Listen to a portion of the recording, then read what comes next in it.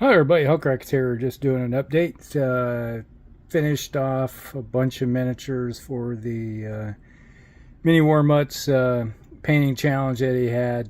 I said I was going to finish off at least 40 plus miniatures, and I sort of went overboard on that. I'm not sure exactly how many I did, but this is the latest batch that I have finished up with. I finished these up the other day. Some of the ones Friday, and some of these were done yesterday. Or finished the wolves out last night, and I just haven't gotten around to making a video of them. So here you go. Now, as you can see here, I have 2 units of 20 skeleton warriors, one spearman unit, and then there's the unit of melee weapon guys here. So you look at them, they pretty much barely fit in. There we go. In that movement tray I had. This is an old GW movement tray from way back in the day. Still useful, making its way through and rounds and stuff. Used a couple of these in the game I played against Palmer. I did have a skeleton unit of 20 sitting in one of them just in the backfield. They never did see the light of day. Never got used. They were just back there protecting the rear flank. Is that mostly because he had his was it Vestigores, I think, or something like that. They were gonna deep strike, so I was just making sure that some areas were off limits, kind of channel them into areas that would cause, easier to handle them. So, well, that's the one unit of guys here. Just rudimentary, a little bit of skeleton. Got them kind of dirty. I painted them up, then I put some wash on them to make them a little dirty, grimy look. Especially, you can see the shield is pretty basic. I thought about putting I got some extra decals, water slide transfers I could have put on. I was like, they're just skeletons. They're cheap, 5-point guys, not worth the effort, pretty much, for the game. But the most effort I put in was on the banner. That's just a printed piece of paper that I put on that one. And then if you look over at this one, this is the melee hand weapon version.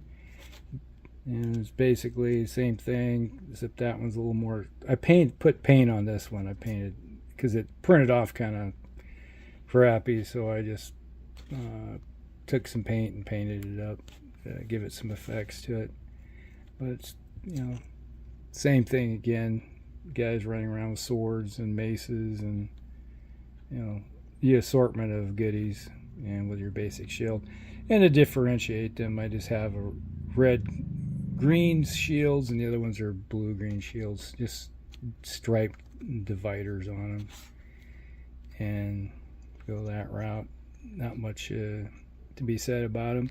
I do have probably another 40 of these guys left to assemble and paint.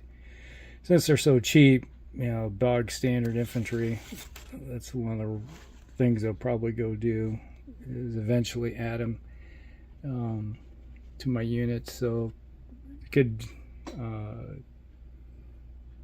put them together so I could have one big. It's really, there's not much a difference between melee weapons versus spears versus shield, and some are just your hand weapons.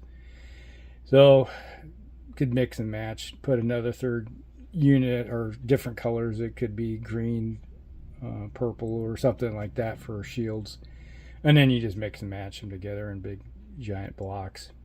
I could put here, get rid of the banner, and then you could run 40 of them together in one big mob of troopers, fairly cheap.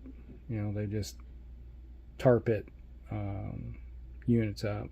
It's basically the same concept you had with the Tomb Kings when it comes to their infantry. They're just tar pits. And you can regenerate them, and you can cast spells to using your leadership to bring them back. So you can heal units, go that route. Now this is the other unit. These are 3D printed wolves, the dire wolves for the Vampire Count army. And they're not that, I think they're like 8 points a piece. So I got 10 of them. There's only 80 points here. And if you spend a few more points, you can throw like a leader type dire wolf into the mix. And so less than 90, that's less than 90 points for a unit, which, kind of useful. Just kind of a throwaway, fast-moving unit that can go across the table really quickly to tie up units. That's their whole purpose in the game. It's always what they're... I do have... what did I do with them? I do have another unit of 10 more dire wolves that have to be put together and then painted up. So they'll be similar to this. So I have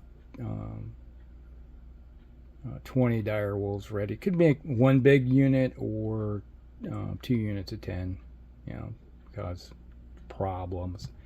But these went together, painted up fairly quickly. Basically I just put like a brown and then dry brushed over top of a green brown, or not a gray brown, and a little bit more gray, and then obviously where there's bone effects I put some bone white on there. And then it's a white pinkish color when it comes to like the open flesh areas when they're starting to rot. Yeah, my typical zombie effects that I always done with all the undead. But then I got these two guys. A couple necromancers. This is Kelmer. He's been around for a while. I just need to get around and painting him. So he's gonna just be browns and then with some reds and greens and stuff like that. So he'll go together fairly quickly. And then this is another necromancer. I stripped this one and then reprimed him. So eventually that's the next two things that are gonna get on the list for the Vampire Counts. Get those out of the way. So there's that. And then I have, I think it's 10 or, I'm not sure if it's 10 or 20, the Blood Knights or Hex Race. So I got a bunch of those. I got to assemble and paint those up. So that should be the last. And then I got a Zombie Dragon I still got to paint up. So that will put me at a little bit more stuff for the Vampire Counts army, which I'll work on for the month of, what do you call it, October. Then, way over here, let me grab it. Forgot to bring it over. There we go. The Headless Horseman. I started him last year. Never got around to finishing him. This will be my Oktoberfest. Spooktober. That's going to be my Spooktober painting challenge for myself, is get this guy done. It's kind of a large model. He's what? Maybe 1/12 to 1/15 scale. Something like that. Kind of a nice little model to work with. So there you go. So that's the other thing I got going on. And then obviously I have a Battletech commission I gotta finish painting up. I just got that this weekend, so I gotta take that and work on that. There's not much of a rush on it at the moment because it's for future campaigns that we have. So if you watch my Battletech videos, you'll see that happening.